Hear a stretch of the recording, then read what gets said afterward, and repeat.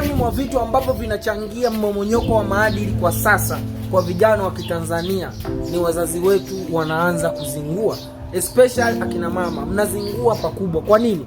Kwa sababu sasa hivi unakuta mama na binti yake, tena jina mama limeshatoka. Yaani mama anaitwa na binti yake shoga yangu, sui nini. Kweli? Yaani lazima tuweke boundary kwamba mama atabaki kuwa mama, mtoto atabaki kuwa mtoto, na nyakati za matani zitabaki kuwa nyakati za matani, ziwe chache kuzidi nyakati za usija.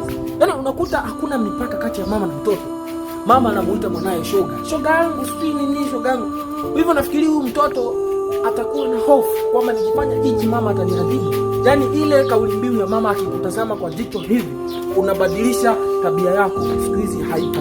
Mama atakodoa jicho mpaka atachoka, mtoto ameshamzoea ni shoga yake. Kwa hiyo kina mama mjirekebishe, muwe kama kina baba.